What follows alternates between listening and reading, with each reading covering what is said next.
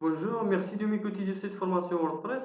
À travers de cette vidéo, je vais expliquer la découvrir ou bien découvrir le thème 2014. Sûrement plus vrai en 2016, parce que WordPress va faire un quatrième thème. Bref, ce qu'on va voir à travers cette vidéo, c'est ce fameux thème WordPress de 2014. Vu qu'on utilise le thème de 2015 depuis le début, là on va basculer. On va basculer temporairement sur le thème de 2014. On va voir un peu quelle est l'organisation, et on va se rendre compte finalement que ça respecte des grands standards de WordPress. C'est-à-dire, on a un menu quelque part, on a ce qui s'appelle une sidebar, une barre latérale, mais toujours avec un aspect basique. Pourtant, on va quand même changer de thème, parce que ça va nous changer de toutes les précédentes vidéos. Pourquoi ça va être temporaire? Parce que dans les prochaines vidéos, on va télécharger ce qui s'appelle un thème premium, un thème payant. Et là, vraiment, on va basculer sur quelque chose de moins basique. Mais là, en tout cas, ce thème WordPress 2014, ça va nous permettre de faire quelques réglages. Et vous allez voir que ces réglages, d'ailleurs, ça ne sera pas spécifique forcément au thème. Ça sera valable, quel que soit le thème, d'une manière très générale. Je bascule dans l'administration de WordPress. Donc je me connecte comme d'habitude avec mes identifiants en tant qu'administrateur. Donc en tant qu'administrateur, j'ai accès à cette section apparence à laquelle je n'aurais pas accès si j'étais seulement contributeur, seulement abonné. Voilà. Donc là, ça rejoint la vidéo que j'ai faite sur les différentes autorisations et les différents utilisateurs. Actuellement, je suis avec ce thème 2015, 2015, et ce thème, c'est le thème qui ressemble à celui-là qu'on utilise depuis le début. Donc dans la précédente vidéo, vous avez déjà vu à quoi il ressemblait, 2014, parce que je l'ai activé très rapidement. Donc là, c'est ce qu'on va faire. On va l'activer, ce thème 2014, et on va essayer de comparer les différences avec notre thème de 2015. Je rafraîchis ma page.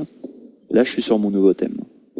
Donc quels sont en fait les grands principes de WordPress? Donc je vais faire autre chose. Je vais d'abord en fait activer le thème 2015. Je vais rafraîchir ma page. Et cette page-là, je vais la ouvrir dans deux onglets en fait. Voilà. De telle sorte qu'il y a une page que je ne vais pas rafraîchir qui va nous permettre de comparer. Donc là, je reviens dans le panneau d'administration, je réactive le thème 2014. Et là, j'ai deux pages, je vais en rafraîchir qu'une seule, la première.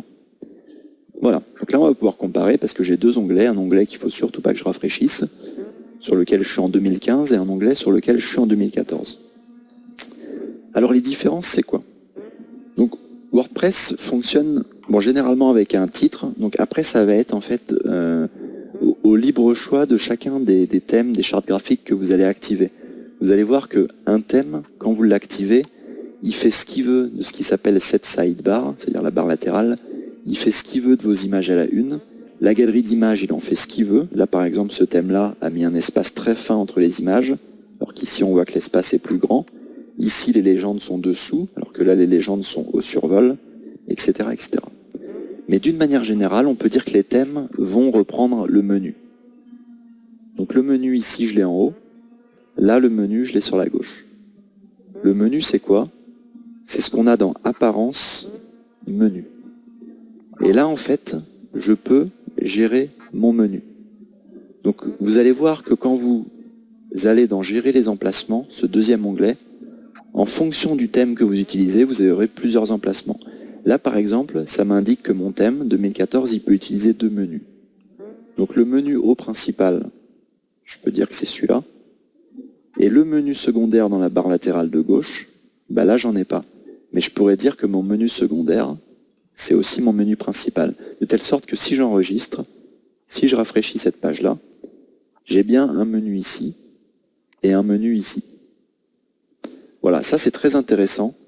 Si je rebascule sur le thème 2015, voilà, que je viens d'activer, il est activé là, que je vais dans Menu, que je vais dans Gérer les emplacements, là je me rends compte que je n'ai pas les mêmes emplacements. J'ai bien un menu principal, qui est en fait ce menu-là, mais j'ai pas de menu sur le haut. Mais normal, ma charte graphique, mon thème, n'a pas d'emplacement. Par contre, j'ai un autre menu, c'est le menu des liens de réseaux sociaux. Donc là, si j'enregistre et que je mets mon menu principal, le menu des liens de réseaux sociaux, ça va être cette petite chose-là qui colle pas du tout en fait. Voilà. Donc le thème a deux menus, mais ce second menu n'est pas du tout fait pour utiliser le menu que moi j'ai créé. Donc je vais rebasculer sur mon thème 2014. 2014. Et on va voir qu'en fonction des thèmes, eh ben, j'ai différentes... alors les menus, j'ai toujours un onglet pour les créer. Et ensuite, une fois que je l'ai créé, mon menu, il faut que je l'assigne à un endroit. Donc l'endroit va dépendre du thème. Sur le thème 2013, on va aller voir dans la section menu quels sont les emplacements disponibles. Ben là, j'ai qu'un emplacement.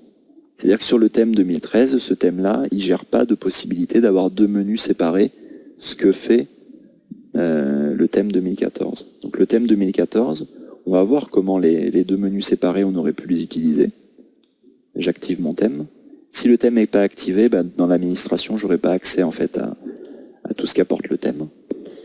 Et là, en fait, je vois que dans gérer les emplacements, j'ai mis deux fois le même menu. Donc il m'aurait suffi d'en modifier les menus, de créer un nouveau menu, en cliquant ici. Je l'aurais appelé mon menu latéral gauche. Et dans le menu latéral gauche, j'aurais pu mettre des liens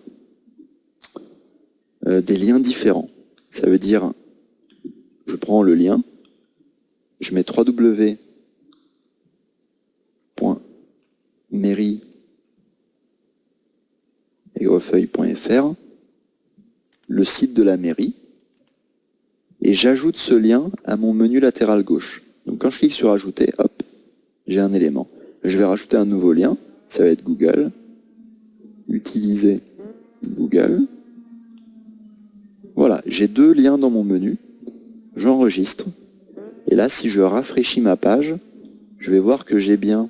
Alors non, j'ai pas à gauche un menu différent, pourquoi? Parce que là j'ai bien créé mon menu latéral gauche, mais si je vais dans gérer les emplacements, ben, j'ai pas changé là ce que je voulais dans la barre latérale de gauche. Ce que je veux dans la barre latérale de gauche, c'est mon menu latéral gauche, là j'enregistre, et là si je rafraîchis, voilà, vous allez voir que ici j'ai bien mon menu, et là un autre menu. Voilà, voilà par exemple la différence apportée par le thème 2014 par rapport au thème 2013. Si je réactivais ce thème 2013, que je rouvrais mon site dans un nouvel onglet, donc avec le thème 2013, je me rendrais compte que j'ai possibilité d'avoir qu'un menu en fait. Voilà. Si je vais dans menu, j'ai plus la possibilité de gérer un second emplacement. Donc voilà déjà une petite différence du thème 2014. Bon, après le thème 2014, on se rend quand même compte qu'il est vraiment relativement basique.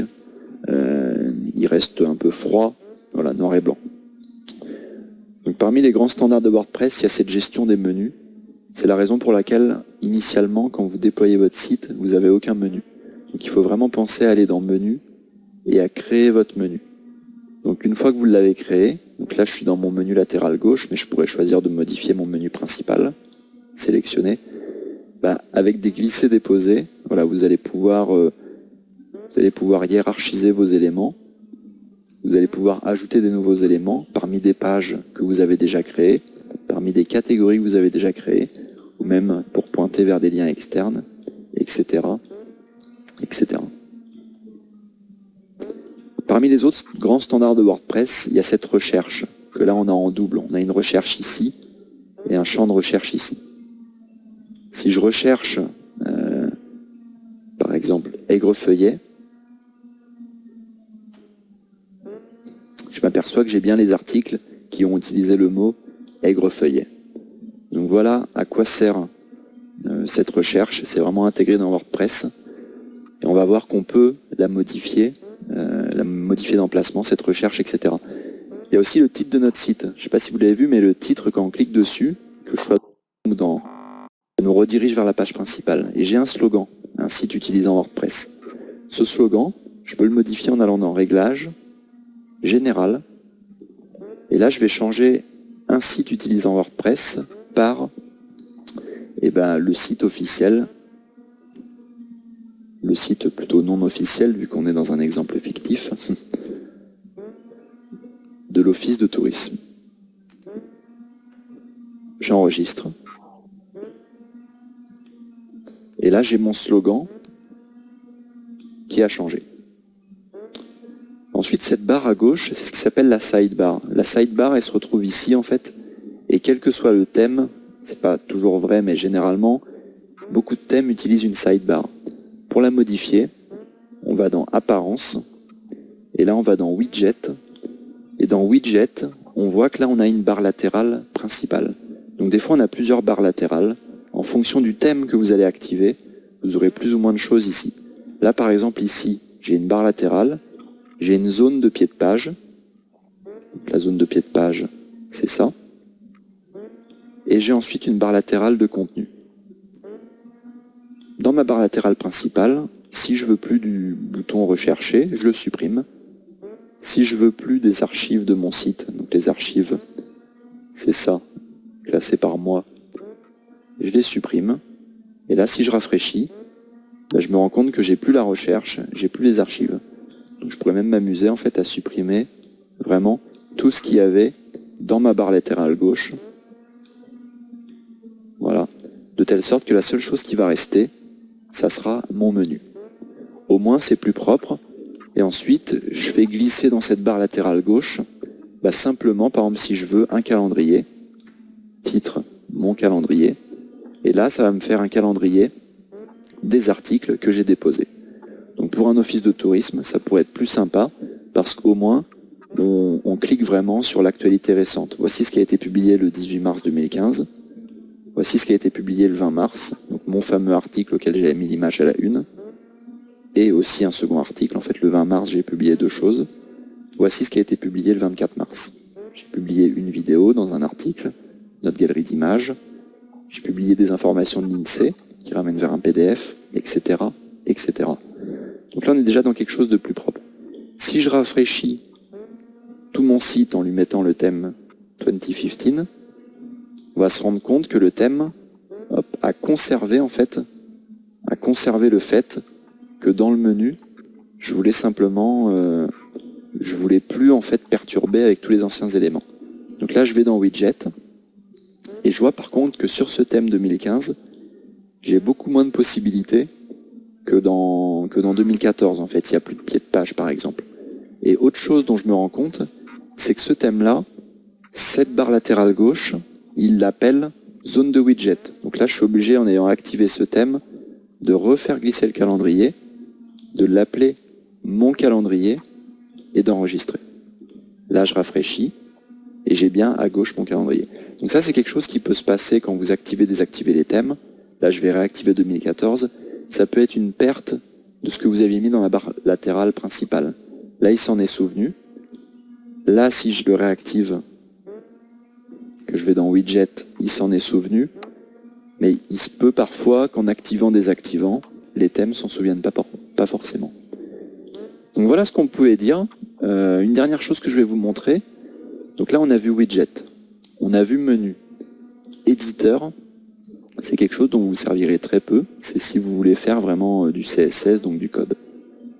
Arrière-plan, ça peut être sympa.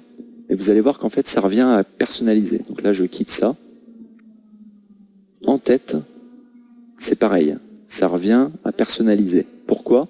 Parce que là, je suis dans Images d'en-tête. Et en fait, si vous allez voir, si je clique là sur Personnaliser, et j'ai cette possibilité de modifier l'image d'en-tête, cette possibilité de modifier l'image d'arrière-plan. Donc en fait, les champs en-tête, arrière-plan sont juste des raccourcis, comme si j'avais cliqué sur Personnaliser, et ensuite la bonne section. Et justement, venons-y à se personnaliser. Ça, c'est assez sympa. Je clique.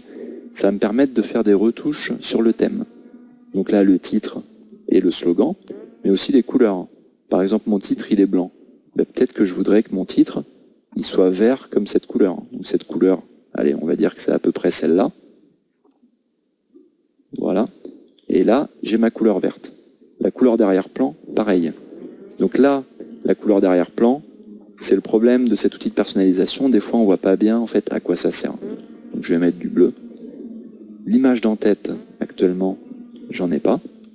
Si je sélectionnais une image, ou j'en ajoutais une, on va voir ce que ça va faire. Je vais sélectionner cette grande image qui est dans ma bibliothèque de médias. En fait, comme vous avez pu le voir, à chaque fois qu'en fait j'ai besoin de sélectionner une image, WordPress me demande est-ce que l'image est dans la bibliothèque de médias ou est-ce qu'elle n'est pas encore dans la bibliothèque, auquel cas il faut l'envoyer. Là, je sélectionne celle-ci qui est déjà dans la bibliothèque. Je fais sélectionner et rogner parce qu'en fait, voilà, le haut du site, j'ai pas tout l'espace. Donc là, je vais prendre la partie qui m'intéresse le plus, cette partie-là, recadrer. Et là, j'enregistre, je rafraîchis mon site. Et là où c'est pas mal, voilà, c'est que j'ai mis une image en haut. Donc là, vous voyez, on commence déjà à avoir un site, mais pour un office de tourisme, bon, c'est pas encore top, c'est un peu noir, mais ça commence à ressembler quelque chose. C'est pour ça que j'aime vraiment bien cette section thème, parce que c'est là où vraiment c'est un peu ludique, etc. Donc navigation, c'est pareil, quand vous êtes dans cette chose de personnalisation, c'est plus facile que de quitter l'outil de personnalisation, d'aller dans menu, gérer les emplacements, puis là changer ces emplacements. Voilà. On peut vraiment, à travers cet outil de personnalisation, avoir un accès rapide à certains raccourcis de WordPress. Là, par exemple, la page d'accueil. La page d'accueil, on n'en a jamais parlé, elle affiche, nous, nos derniers articles. Mais elle pourrait afficher, sinon, une page statique. Ça veut dire, on pourrait dire que la page d'accueil, c'est la page des restaurants à Aigrefeuille, et ni plus ni moins. J'enregistre de telle sorte que si je vais sur mon site, voilà, la page d'accueil, ce sera toujours la page des restaurants à Aigrefeuille. Donc pourquoi ça peut être utile? Parce que si j'ajoute une nouvelle page, que j'appelle page d'accueil, merci de visiter notre site, utilisez les menus pour accéder à nos principales sections,